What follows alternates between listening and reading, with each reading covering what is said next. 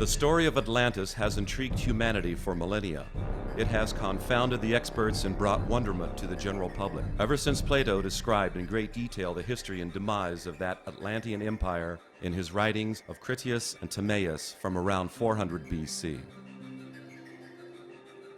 So if the story is real history, why and when did the Atlantean Empire crumble? And why have we heard so few details about this dominant economic and military force of the ancient world? Were the ancient Atlanteans star mappers and earth mappers back in the Ice Age, as some historians suggest? Did Atlanteans have the capacity for space travel, and did they disappear through some vortex-like wormhole? Or were they destroyed by some galactic upheaval, as some mythologists suggest? Does the story of Atlantis even confirm some biblical accounts of the book of Genesis?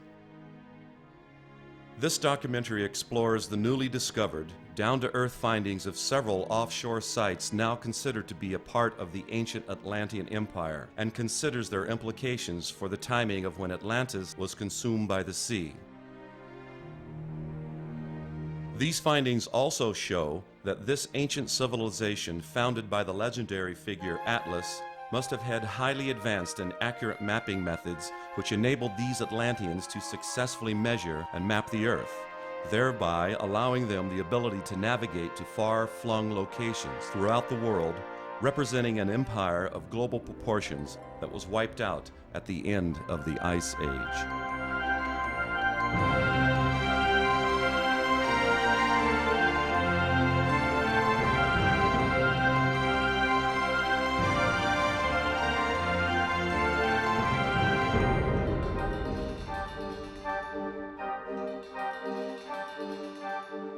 I absolutely do think that the story of Atlantis fits into real history.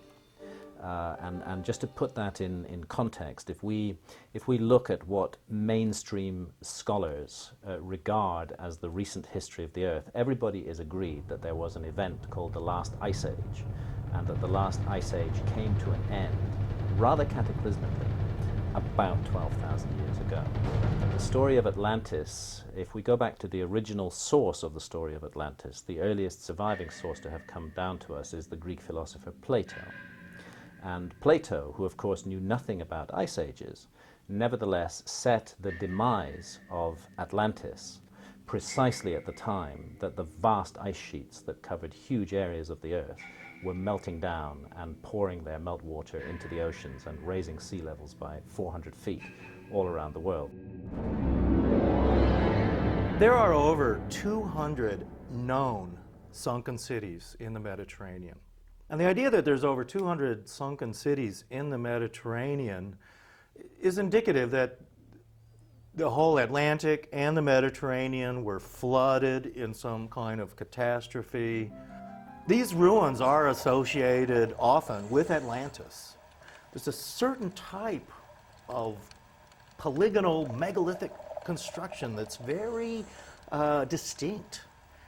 And you see this in these ruins that are still above water, but you see the same kind of construction in these underwater ruins too. Here there are two dolmens. Menga is the biggest in the world. It's 5,000 years old and it's for the burial chamber too. We think that they buried 500 people inside of the dolmen of Menga. And the stone at the end, on top, is the biggest used in a prehistory monument from all the world too. The weight of this stone is 180 tons.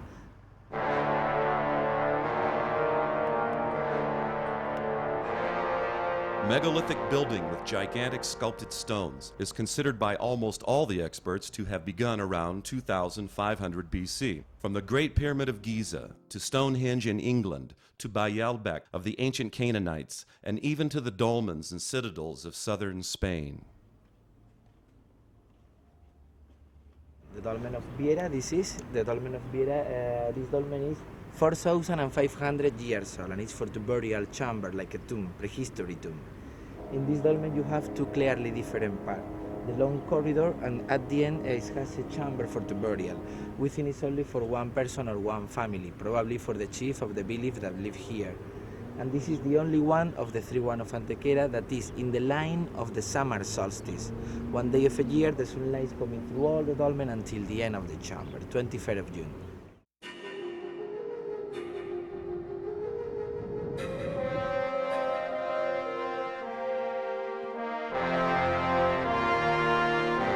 All across the southern plain of Spain are these megalithic dolmens, hormazo buildings, and they are at the base of what later would be built upon the structures by the Romans. They were the base structures at Nibla, Ronda at southern Spain, which were on rivers in the mountainous areas of the Sierra Morena Mountains, which is the richest mining area, the most ancient and richest mining area in the entire world. Now, this was the source of the wealth for the Atlanteans. They would bring this copper ore and tin ore and silver ore and gold ore down the rivers to Seville, and that was the Atlantean plain.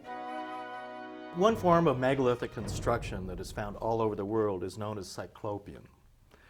And Cyclopean construction is giant granite or some other stone boulders that have been shaped and are usually fitted together in a jigsaw pattern, where the stones are perfectly fitted and locked in together. We can find it in Spain, we can find it in Greece, in Turkey, in the Middle East.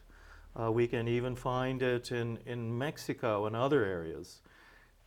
And the similarity of this unusual type of construction, in my mind, is evidence of a singular source for this construction method, and I believe that is Atlantis.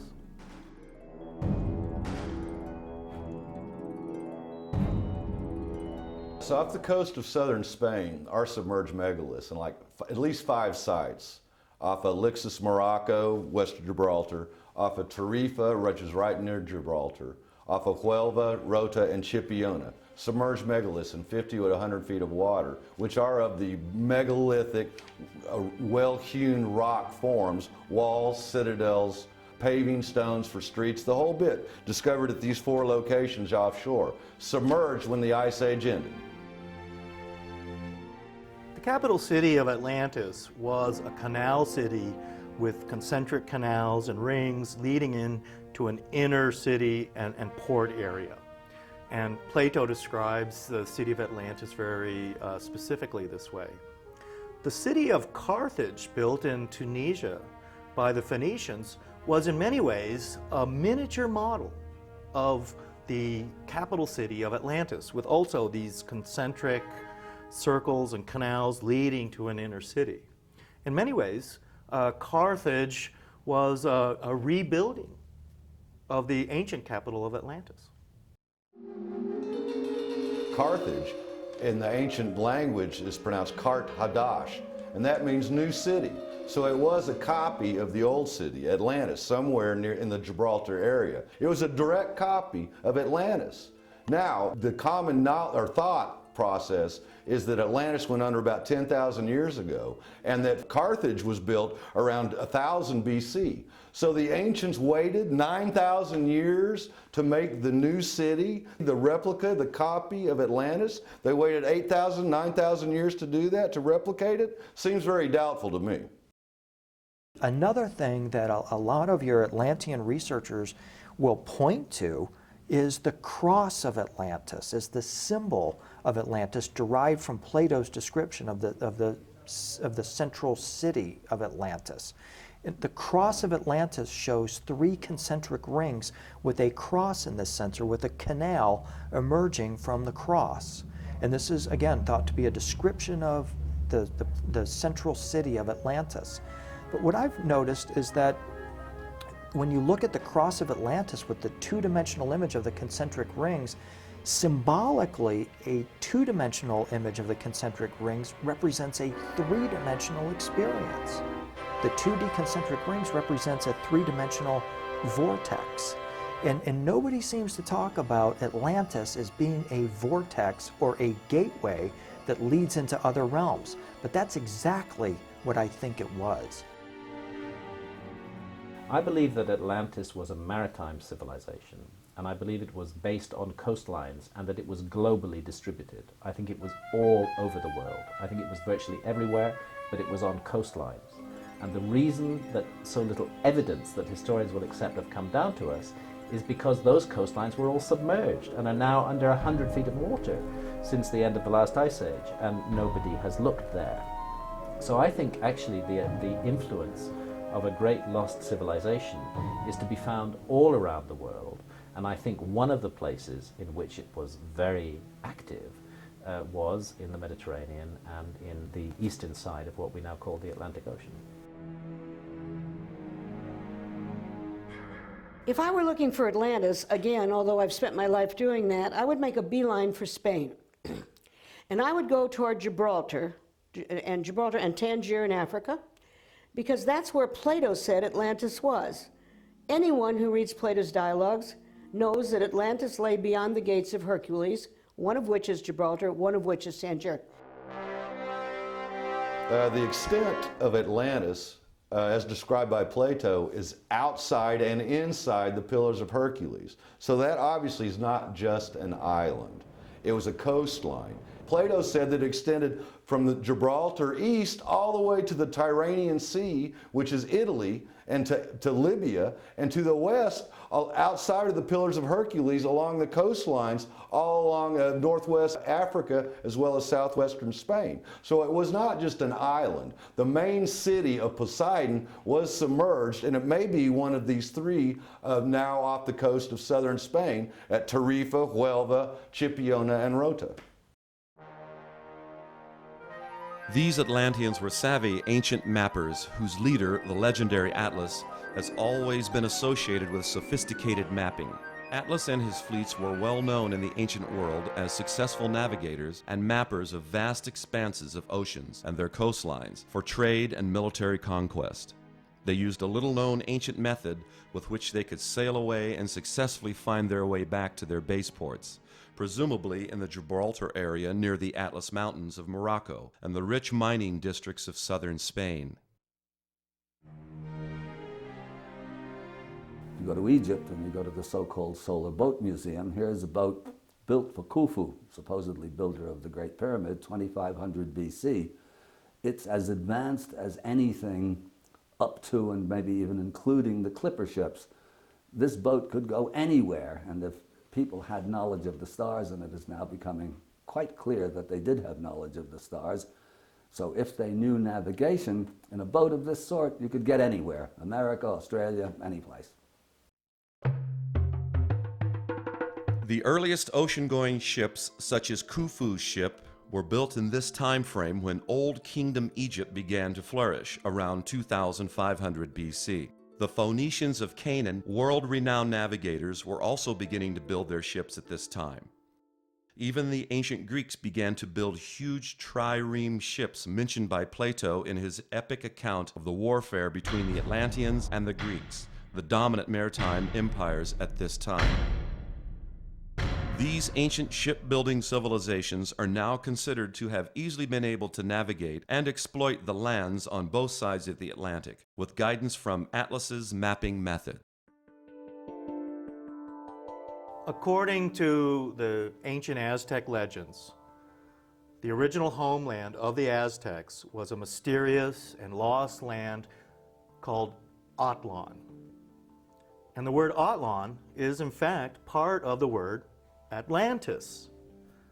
So the idea, too, that the Aztecs' mysterious homeland that they left was somehow in Spain, off the coast of Spain, perhaps even the Basque areas of Spain, I think is a theory that deserves some thinking about. Whenever the archaeologists get to work digging up ancient ruins, it's very often that something, for example, the Mayan temples, as they keep digging, they find that, okay, the current temples are built, let's say, 800, 900 AD, but they dig down deeper and deeper and they're finding things 2000, 3000 BC. The most ancient structures of Central America, from the ancient Olmecs and the pre-Mayans, are from around 2,000 to 3,000 BC. Megalithic cyclopean structures. The Dutch in that area of Western Europe call a submerged lost civilization in their lore Atland. So we see this term ATL, Atlantic, Atlan, from the Mayans all the way across to Europe. So it seems to be a common seafaring culture at around 2000 BC. Yes, this is a very interesting point, is the references that we find from Central America to a place called Atlan, which seemed to be the home civilization from which the later historical civilization of Central America sprang. It's impossible to resist the connection between those references to a lost land called Atlan and to Plato's notion of Atlantis. And then there's the work of Barry Fell back in the 70s America BC that makes it quite clear, at least back as far as the Phoenicians, but maybe further back than that, they were routinely visiting the New World. Again, in academia that I often like to call quackademia, this is considered illegitimate to even suggest that these ancient people were capable of intercourse with each other in terms of trade or commerce or whatever. These ancient ruins of southern Mexico, later built upon by the Mayans, were cyclopean megalithic structures and are strikingly similar to those ancient structures of Lixus on the Atlantic coast of Morocco, as well as those of southern Spain, the region generally considered to have been the home base of the Atlantean Empire. This region includes the Basque country of Spain, whose people not only claim a lineage from the Atlanteans, but also refer to their lost kingdom as Atlantica.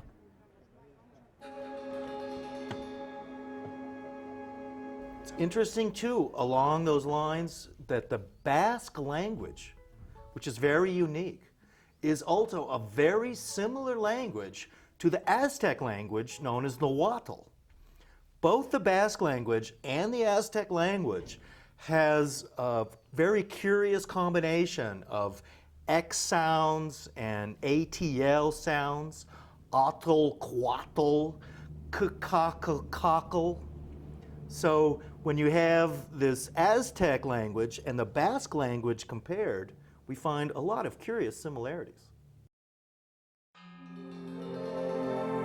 The suffix atl, spelled ATL, found at the end of some Mexican words, means water, and the ancient Mexican homeland is said to have been Atlan, across the water to the eastern Atlantic. So the connection to an Atlantean civilization is unavoidable.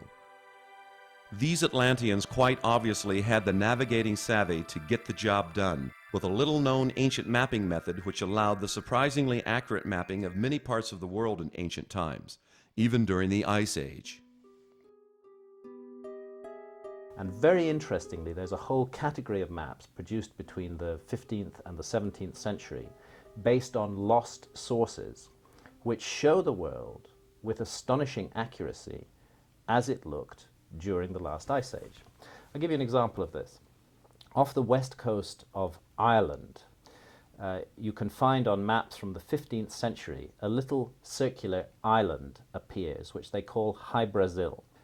Such an island did not exist in the 15th, 16th, and 17th centuries of our era.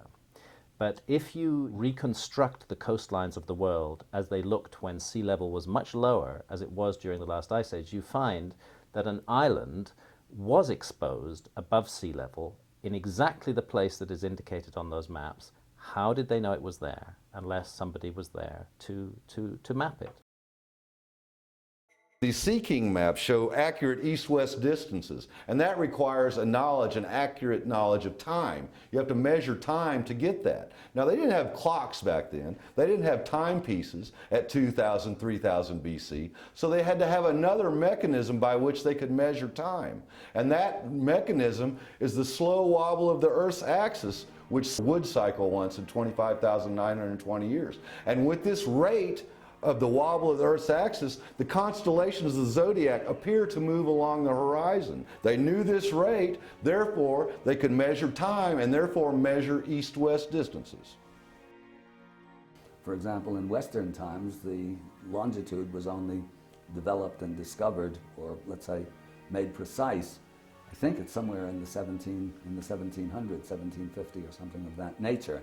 But there's increasing evidence that the ancients understood this full well. Moreover, where the evidence really gets commanding is when it becomes clear that the Egyptians had measured the earth, because the understanding of those measures is what gives rise to the ancient measuring system of cubits, and this is, again, universal.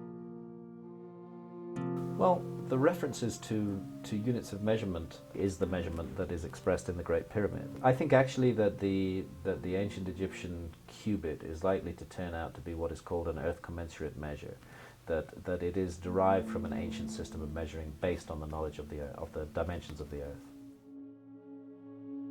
The circumference of the earth is 21,600 nautical miles.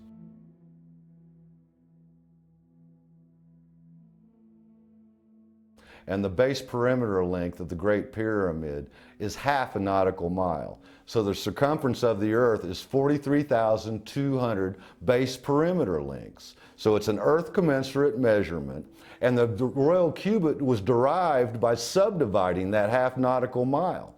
Now, the base perimeter of the Great Pyramid is 440 royal cubits per base side. There's 4 sides, so multiply 440 by 4, and you get 1,760.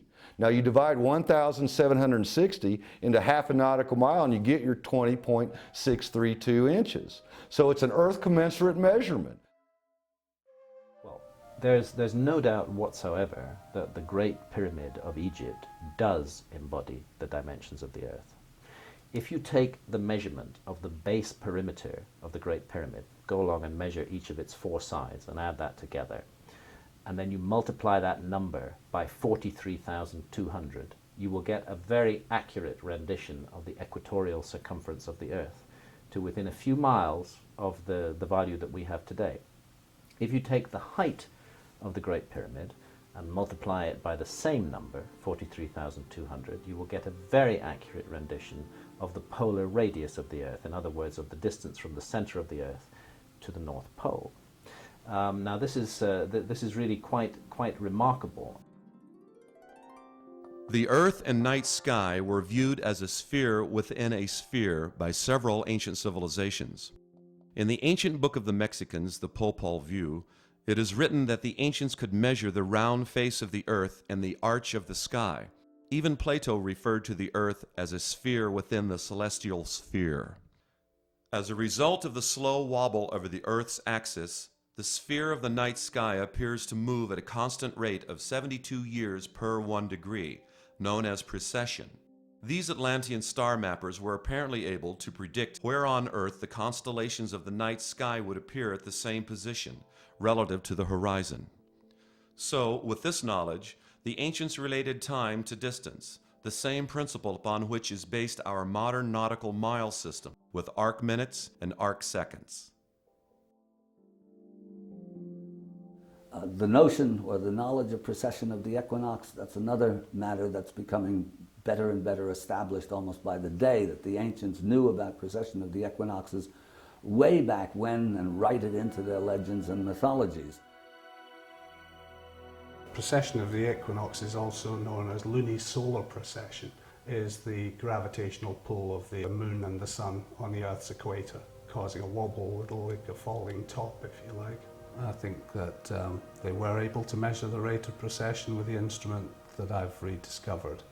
And so yes, I do think so, and I think that they created what was known as the Great Year, which is in many cultures 25,920 years, which is one roll of the precession, if you like, one orbit of the precession. And that they broke them down into 12, and 12 is the zodiac signs, and each of those is 2,160 years long. It appears that the ancients did have a method of understanding the earth in a different way than we do today. A good example is Plato's remark that if you could see the true earth from afar, it would appear as a 12-angle pyramid, as a 12-patched leather ball is the way he described it. And so you get this picture that they had this incredible consciousness. They had a highly advanced degree of consciousness that was not earth-based. much of their knowledge was based upon a viewpoint of the Earth, looking at it from the outside in. Some have said that extraterrestrials had to have given the ancients the knowledge that the Earth is round, that the Earth is a sphere. But ancient literature is replete that the Earth is round. And this precession methodology proves that the ancients knew it was a sphere. They based their measuring on the fact that it is a sphere, and all this breakdown of these precession measures are a function of this knowledge that the Earth is a sphere. No need for extraterrestrials to be passing this knowledge down to the ancients. The duration of the 12 zodiac ages, 2,160 years each, is 1/12 of the amount of time that it would take for the Earth to wobble once as it spins and revolves around the Sun, totaling 25,920 years. So the ancients, including the Egyptians and Atlanteans, were clearly able to measure the Earth by measuring the apparent movement of the constellations across the night sky.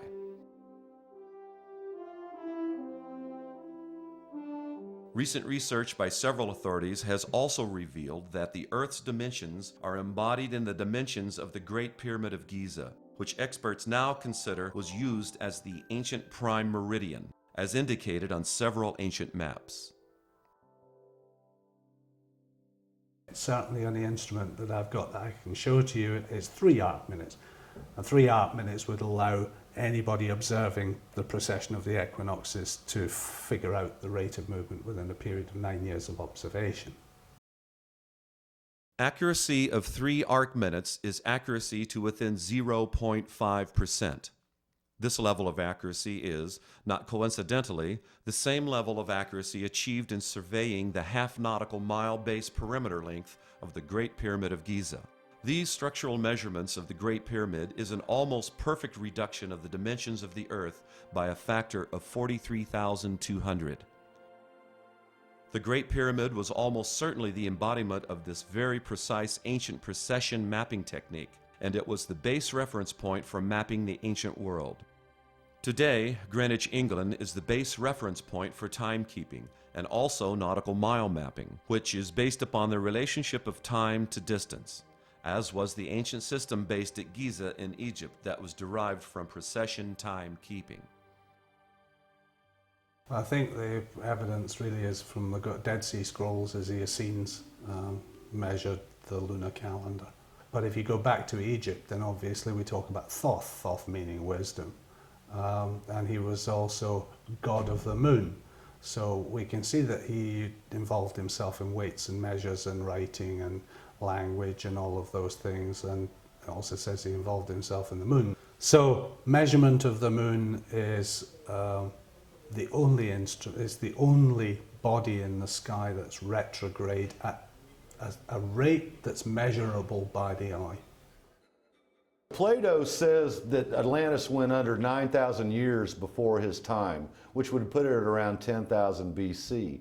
However, in the ancient world, the lunar calendar was very popular. The lunar calendar was their day-to-day calendar. Now, Plato received this story about Atlantis through 4 layers of oral renderings, initially from Egypt. So during those 4 renderings, the translation could have been lost. Did they mean lunar calendar or solar calendar? Now the evidence does fit the lunar calendar rendering, 9,000 lunar cycles before his time, which would put the Atlantis within historical times. So this to me makes much more sense.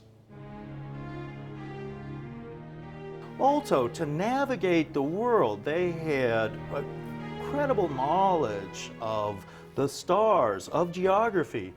In 1902, they found in a Greek shipwreck a device called the Antikythera mechanism. And today it is in the Archaeological Museum in Athens, Greece.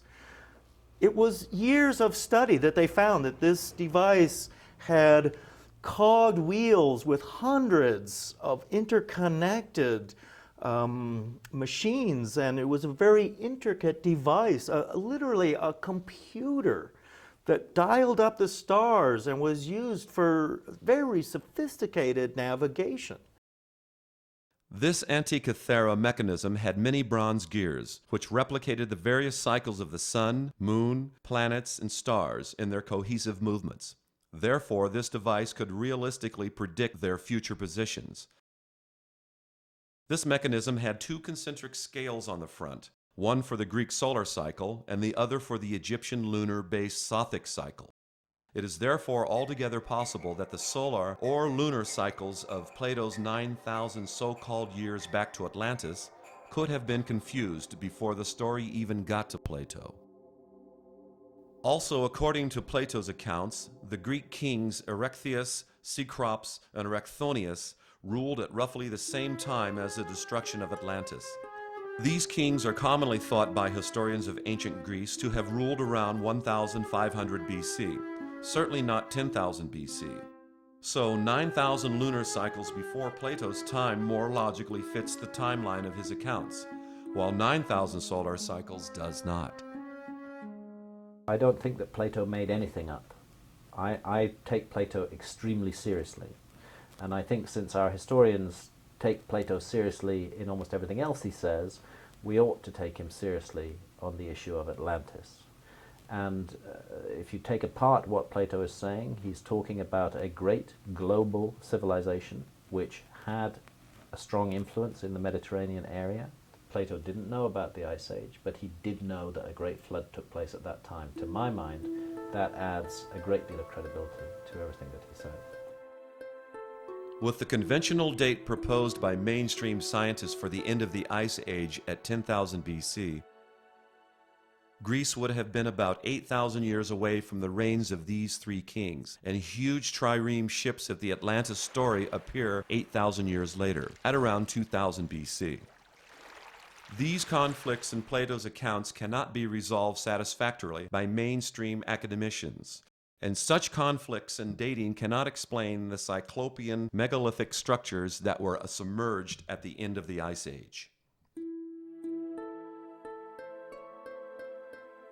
Plato's descriptions of the Atlantean Empire were so detailed that they are reflected even in biblical references. Southern Spain is also called the Hesperides. They were daughters of Atlas and granddaughters of Poseidon, Atlas's father. As Poseidon means father Sidon, and as Sidon was a son of Canaan, we see that the Atlantean people first came from the eastern Mediterranean, from the land of Canaan, a port city of which was Sidon.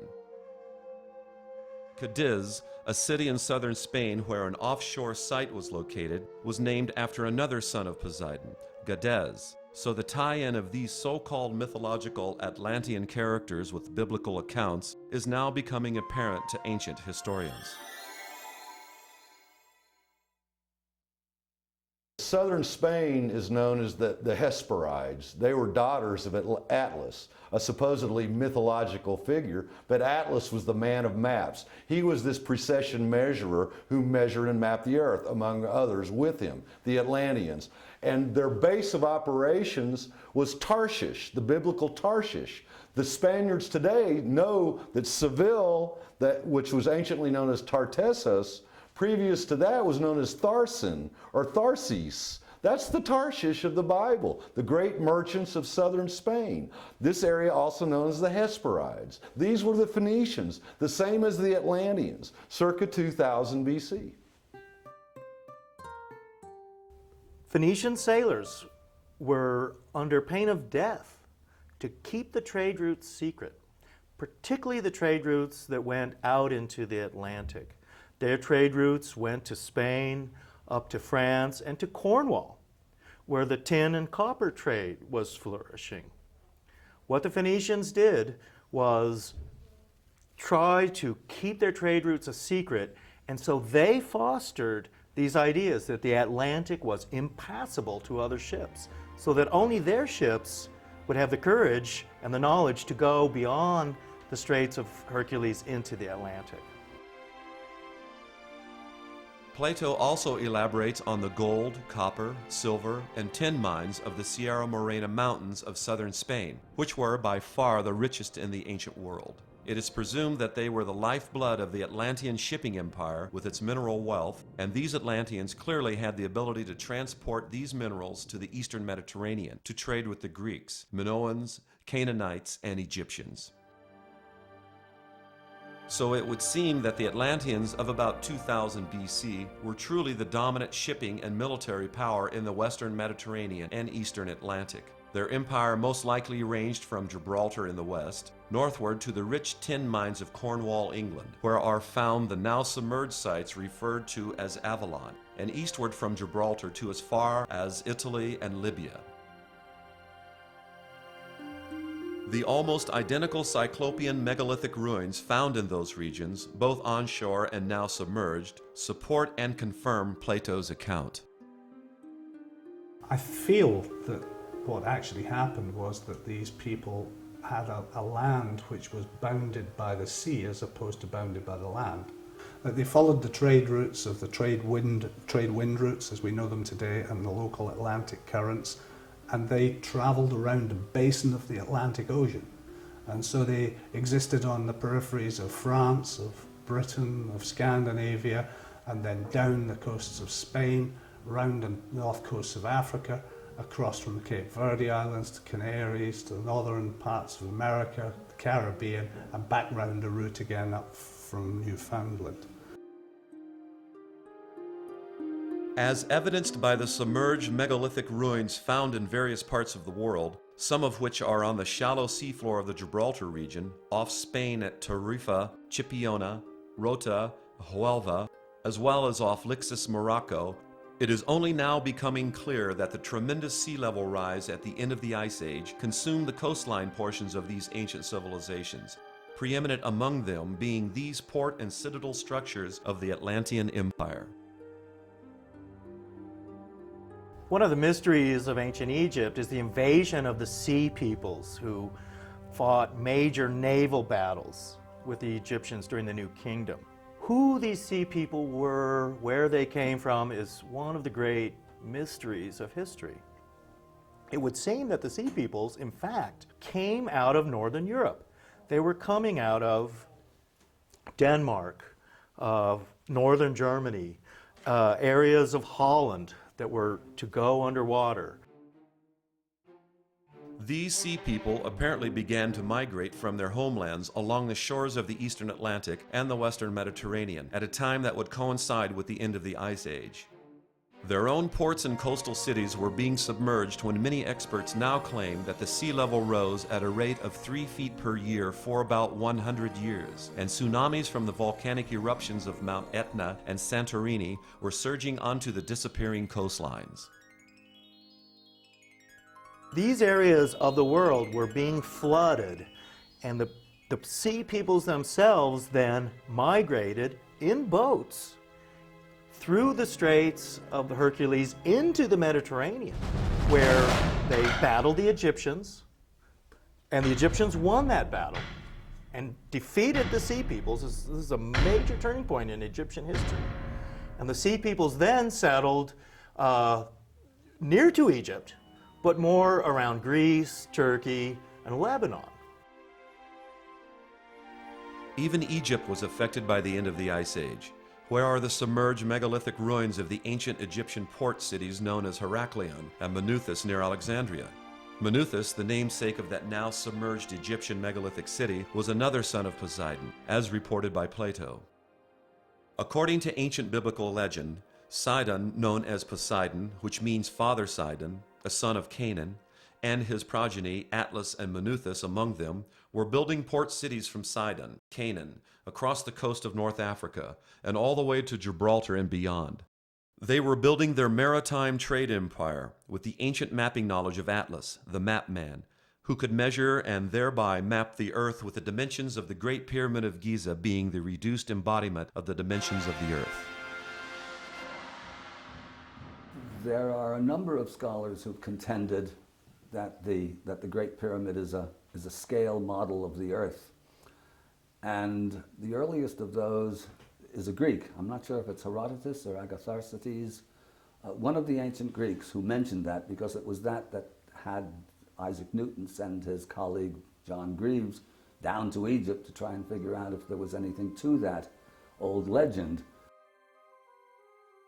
The base perimeter length of the Great Pyramid is almost precisely 1/2 a nautical mile, which is a reduction of the perimeter length of the Earth by a factor of 43,200, clearly indicating that the ancient Egyptians built the pyramid with that connection in mind. The dimensions of the Earth can only be measured by measuring time, which allows the measurement of longitudes, which are measurements of east-west distances. Because the ancient Egyptians didn't have accurate clocks to measure east-west distances, they needed a different timekeeping standard, which they apparently identified as the rate of the movement of the constellations along the horizon resulting from the slow wobble of the Earth's axis. And then you see the rate of the precession of the equinoxes, 25,920. All of these simple things show that these people were measuring the size of their horizon, if you like, meaning time zone, related to themselves and to the stars as an exponential form of measurement. It's just a matter of rolling a wheel and converting the distance of a circumference into a straight line. They're very interesting, in truth, the Great Pyramid, because I can teach a child how to design a Great Pyramid instantly with the cross. Well, within 3 minutes, let's be fair, if a child of 5 can produce a perfect pyramid every time with simple geometry. By triangulating where the constellations would appear in the future, according to their measured apparent rate of movement of 72 years per 1 degree, the ancients could pinpoint their location anywhere on Earth to within a 0.5% accuracy. So many distinct cultures and civilizations from different parts of the world integrated precession mapping numbers such as 12, 36, 54, 72, 108, and 432 into their respective ancient legends and architectures, indicating the scope of their knowledge and understanding of the Earth and stars. The Hindus, the Chinese, everybody had accurate and very advanced measuring systems based upon knowledge of the dimensions of the Earth. This is now quite formal. The evidence over the course of a number of books by various scholars, many of them independent of each other, pretty well demonstrates that this was known. And this is another thorn in the side of academia, because if they know longitude, it means that they have an advanced and sophisticated science at their fingertips. Some of the maps of the Ice Age Sea Kings show mapping reference points radiating from the area of the Upper Nile Delta, where the Great Pyramid is located. This indicates that the ancient prime meridian, the base reference point for the ancient navigators, extended through the location of the Great Pyramid of Giza. So it would seem that the Egyptians were not only master builders, but also adept navigators, like the Canaanite Phoenicians, some of whom were the Atlanteans. The maps themselves testify to an ancient project to completely map the whole world. In order to map the whole world, you need big ships, which are capable of enormous journeys to actually visit all of these places around the world. And these maps show the world in great detail as it looked during the last ice age, not in the Middle Ages. And these maps incorporate extremely accurate longitude relationships. In the Middle Ages, a number of maps did exist of the Atlantic, and they often showed across the Atlantic a mysterious land known as Antilla, or the Antilles. And this area was associated with Atlantis.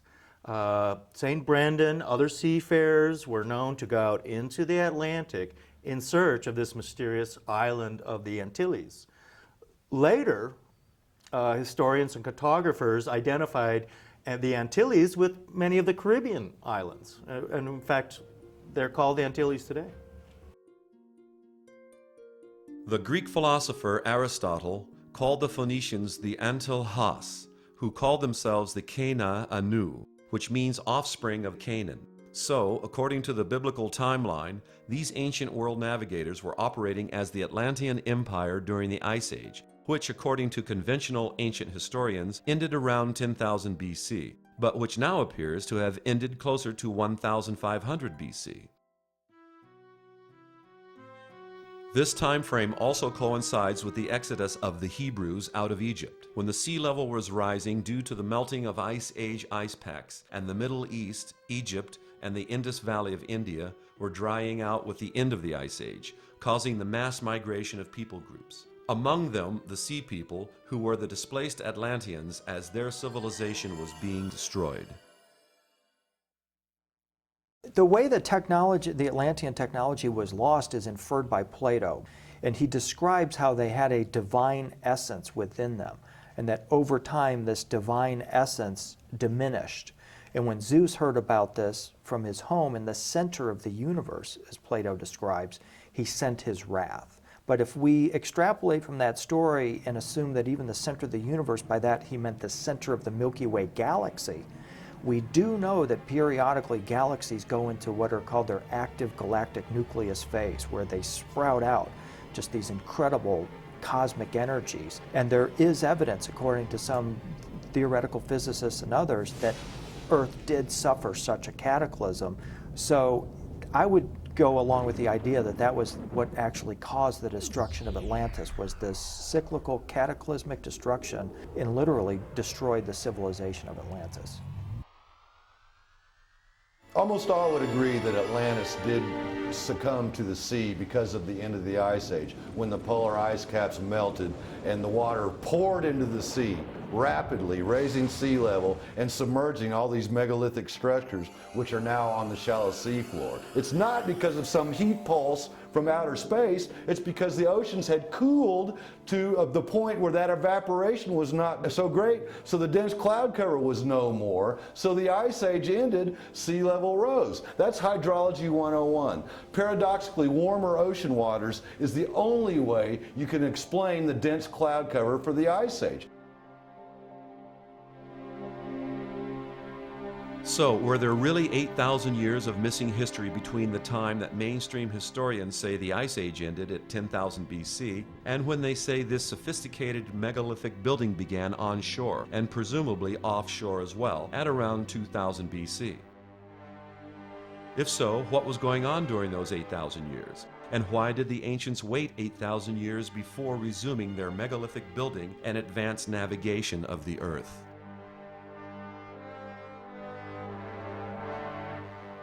Particularly as we discover more and more megalithic cities underwater, we're amassing better proof of this ancient civilization we'll call Atlantis.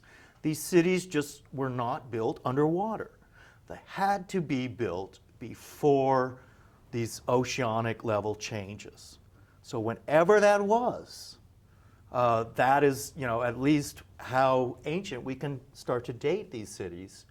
And that is putting us back into this time frame of Atlantis. Plato, a world-renowned scholar, people look to him as a source of truth and knowledge. Now, was Plato misinformed when he was told 9,000 solar years before his time for Atlantis to have gone under? Apparently so, because if we look at the evidence, it could not have been back at that time frame. So apparently he was misinformed. He should have written 9,000 lunar cycles before his time. Therefore, he would not appear to be misinformed as badly as he is with this 9,000 solar year before his times rendition that Atlantis went under. So we got to look hard at lunar cycles, and with that, Plato looks like the legitimate, fantastic scholar that he should rightfully be. The submerged megalithic ruins of the Gibraltar area, as well as those off Egypt, Lebanon, Greece, India, and Japan, should be more fully investigated. But clearly, mainstream scientists and historians have shown a reluctance to do so, because they would have to rewrite their chronology of ancient history. These offshore sites were obviously the port cities of the ancient Atlantean civilization, which clearly flourished during the Ice Age, whose navigators measured and thereby mapped the Earth with astonishing accuracy, using the precession mapping methods used by Atlas, the founder of the legendary and truly historical maritime empire of Atlantis.